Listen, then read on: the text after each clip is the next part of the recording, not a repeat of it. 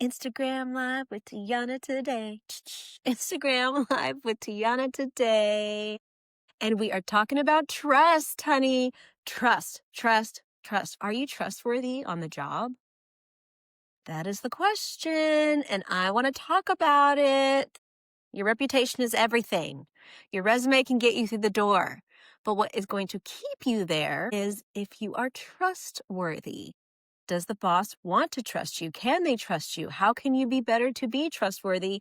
And that's what we're going to talk about. But first, I have some announcements. One, I am hosting Mood Board to Ovation, a free masterclass on October 8th from 1 p.m. to 2 p.m. This is the last time it's going to be free. You really want to get in while you can. I'm going to talk about a creative director toolkit. What do you need as a creative director? Why your creative deck matters. How is that going to help people that work with you? How to structure your vision. You can have an idea and you just have no clue how to articulate it. This is the Mood Board to Ovation Masterclass you want to tune into. And then creating unapologetically. Like, how do you do that and not feel stifled with your vision? This is the last time this masterclass is going to be free. It's going to be live with me October 8th and from 1 p.m. to 2 p.m. Mood Board to Ovation seminar. Next, 9 out of the 15 spots for Creative Director Pro Academy has been claimed. If you want to sign up and join this incredible cohort of fabulous, talented people, you can still apply by October 10th. I'm cutting it off because mama's got a gig and I need to focus. So October 10th is the last day to try your chance to getting into the Creative Director Pro Academy Fall 2025. If you are curious about it, text somebody who's done it before. They'll tell you it's an incredible, transformative virtual program with yours truly. And last but not least, the Greenlight Your Own Life with Tiana today. The podcast is now available for you to listen to. I'm on Apple, I'm on Spotify and YouTube. Who knew that that was a thing? And you can listen to there's a teaser episode, and the first episode just dropped yesterday on October 1st. A new episode will always drop on the 1st of the month, and I'm having the best time with it. I'm so happy to see you guys here with me today. But yes, let's talk about the topic that I really wanted to hone in today is why being trustworthy is a key ingredient to making you a successful person in this entertainment industry. So, like I said at the very beginning, your reputation is everything. Why? Because people talk. People are going to talk and find out if you are great to work with on set. And if you show up late, if you have a bad attitude, if you cause drama, trust me, those things will get to somebody you don't want to get to because bad news travels fast. Now, if you have a good reputation, somebody will vouch for you in a heartbeat without a shadow of a doubt. And that's what you want. You want people to vouch for you when you're not in the room. And that is what makes you a trusting person to call on. Your resume, it can be as detailed and, that is one way of showing that your trust is something to consider. But at the end of the day, it is truly your reputation. I will look at a resume and I will look not necessarily, and this is Tony G, you're in here, if anyone agrees, I don't necessarily look at the job that you did. I look at who you worked with. That is the first thing that I'm going to pay attention to. And I'll say, oh, okay, they worked with so-and-so. Oh, okay, they worked with so-and-so. Oh, they worked with so-and-so. I'm being so transparent, but that is my ultimate, that's how I look at things. And then I might ask somebody, hey, you worked with this person. How were they to work with? Your talent is a sliver of yes, you have to be talented. It shouldn't even be a question if you have talent. Like if the resume has gotten to me, I already know that you are qualified. But now I have to do a reference check. It's just like any job that you would go to, a corporate job, they would have to do a reference check. Well, guess what? That still happens in the entertainment industry. And so when you present your resume, present who you've worked with, and I can guarantee you that that's what somebody's going to be paying attention to. And if you don't, fine, just list all your fabulous credits and somebody will understand, oh, they've done some fabulous things. I feel like I'm trustworthy, and I wanted to speak on something that I feel very confident about because I worked with Christina Aguilera for 10 years as her dancer. I I was a great dancer, and hopefully some of you will join me in saying, yes, you were fabulous. But I was also trustworthy. How did I become trustworthy to Christina Aguilera and land a decade of working with her and touring with her? Why? Because she could count on me. She could count on my professionalism. She counted that I was going to be on time. She thought, oh my gosh, when I create a new image for myself, I trust that she is going to embody what I want to be said for this new album. She trusted that if she fell on stage, I could pick her up, and it happened. She could trust me that if her wardrobe fell off, I was going to tie it back up so it was back on her body. It happened. She trusted me for 10 years. The choreography team trusted me for a very long time to be on that stage and in her presence. And I understand the value of that. Fast forward to now, I'm 44 years old and I am the one casting, but I look back at it and I think, wow, she trusted me. And that's such a beautiful thing. And I hope that you aim to be trustworthy, because that's how you keep yourself in this industry for a long time. You want longevity. You don't want to be one and done. And if that's the case, kudos to you. I just am sharing insight with you because I find this very valuable. I worked with Fifth Harmony for a couple of years. They trusted me. They trusted that when we go to any set, I was going to present them in the best way.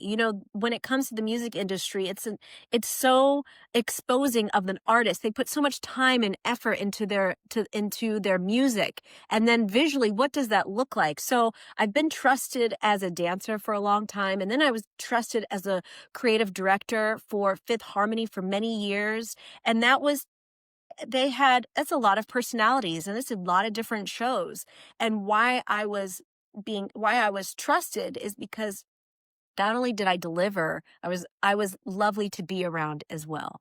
And then on Masked Singer, it's the same thing. I was there for 5 years and they trusted me to get the job done. And I'm really proud of that, because that's not necessarily how this industry works. A lot of people come in, they go out. But when you see people in a position for a very long time, that means they have a lot of value that they're offering, which that'll be another Instagram Live that we're going to talk about, but also that they're trusted. Their bosses trust them. So I want to reverse engineer some thought processes for you to kind of think about what that trust means if you were the boss. When you are the leader, when you have an idea and you want something to be done, what do you do to build the best setup for yourself? Do you call somebody that you just met? Do you call somebody that sometimes shows up on time, or maybe shows up late, and you can't really trust that they're going to deliver? When you are creating something or building something on your own, how are you building your team? How do you want to be supported? Whether you have a small budget or a massive budget, when you are the leader, how do you build out the people to get the job done? You most likely are going to call people that you trust, and you're going to call people that you have a shorthand with, and you're going to call somebody that you can believe in their talent enough that you say, you know what, I think you're perfect for this. I want you to come and build this out with me if you're down. Or if you're a choreographer, are you going to cast somebody mediocre, or somebody that shows up with a bad attitude, or is a problem with wardrobe department? You want to trust that whoever you bring in to whatever project that you're creating, passion project, money project, whatever, that you're bringing in people that you don't have to think twice about. That is the ultimate goal. Well, guess what? When you are the big boss and you have the big money and you're like, oh my gosh, I hope to work with so-and-so, their thought process is that times 50. Ultimately, that times 50, because they have so much on their plate.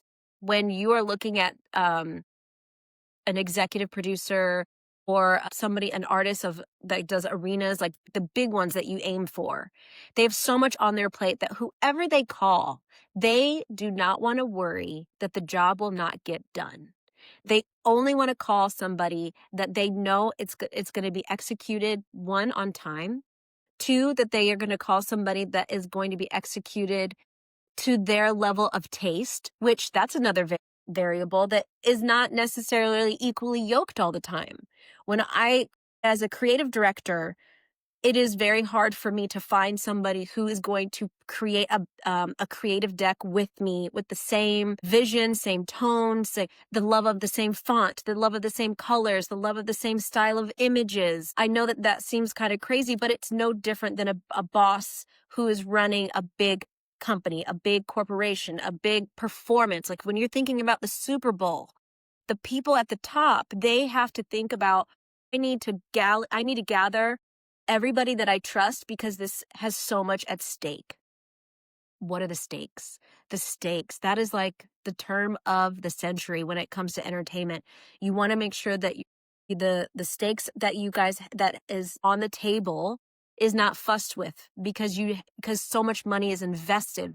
Time and money is everything that a boss thinks about. And they don't want their time to be wasted, and they don't want their money to go over budget. So they need to call somebody they trust can get those two things done. So just like how you are creating something, think about it times 50 for people that you might be trying to knock down those doors.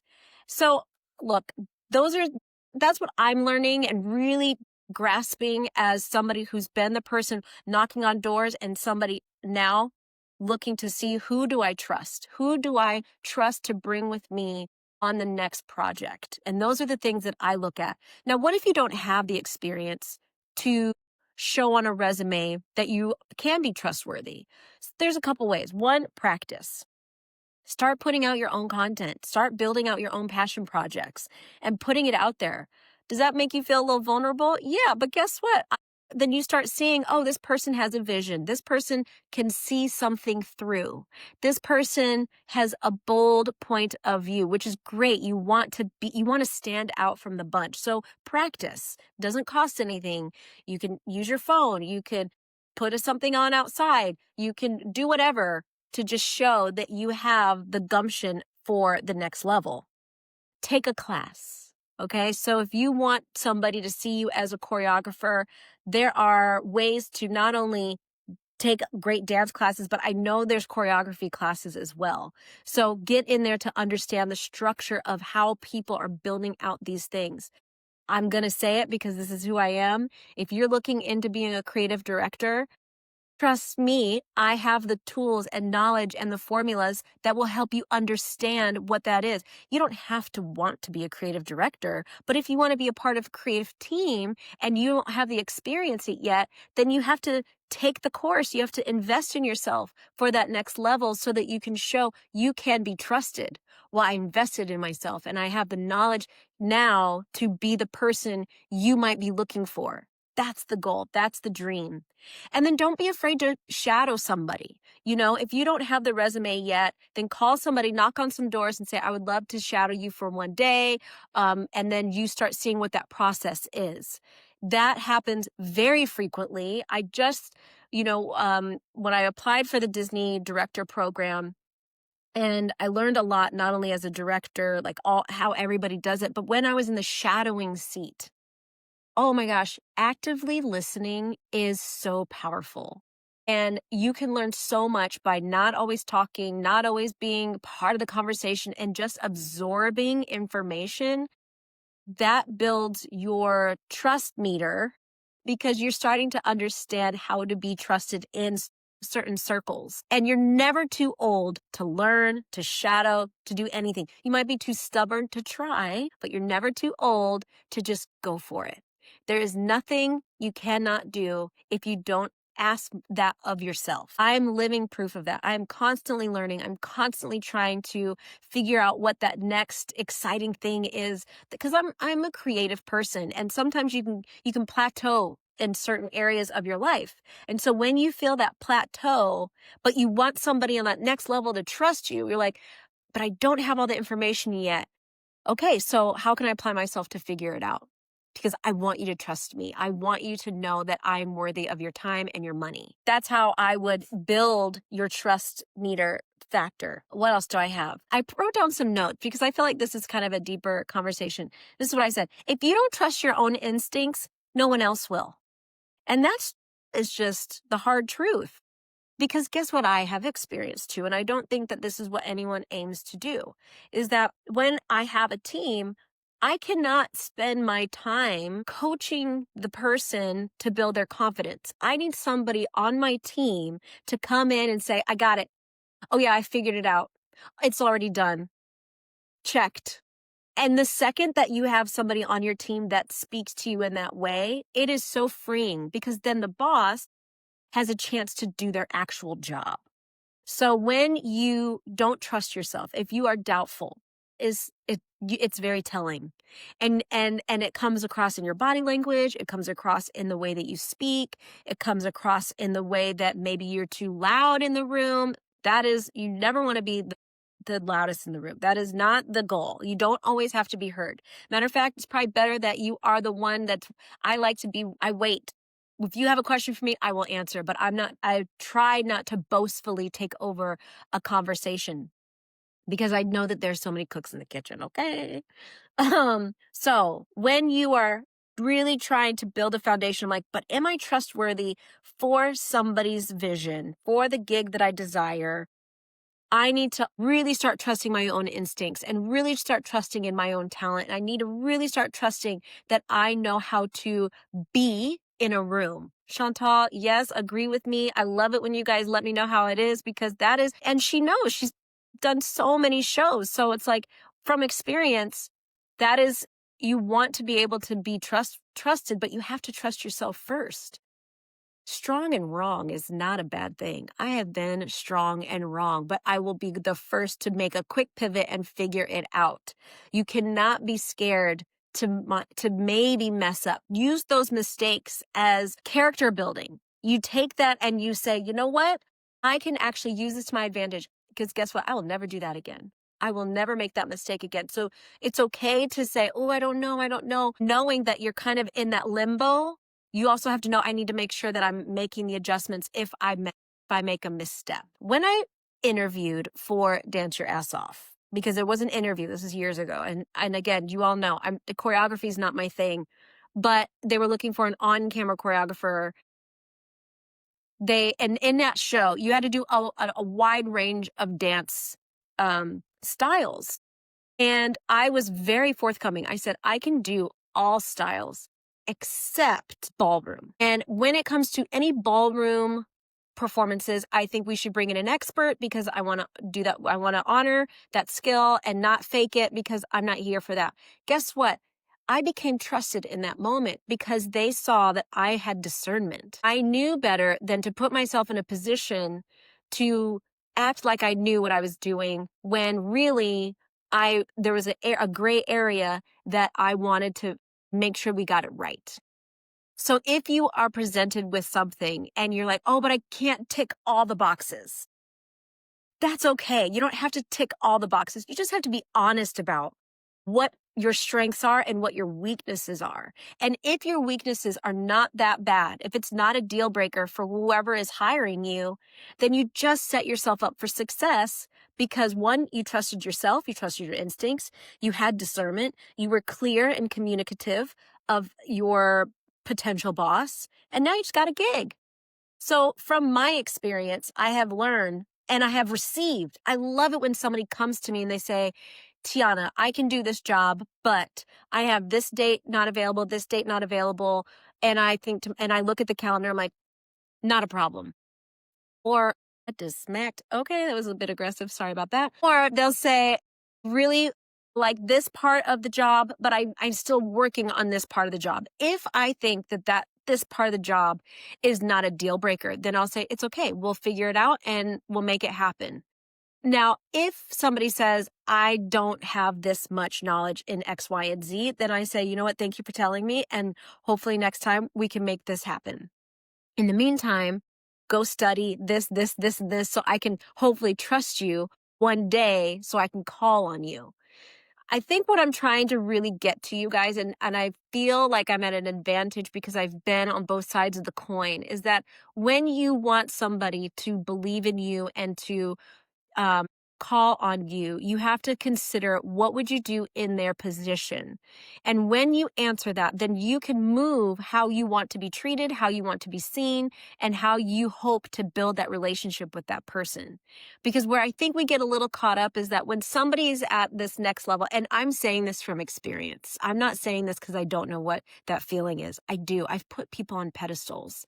I've put people on places that I'm like, they're so high up there, and they'll never believe in me, and I don't want to bother them, and oh my gosh, no, we're all human. We all started from someplace, and I understand that now as somebody who has been the one trying to get hired and somebody who does hire.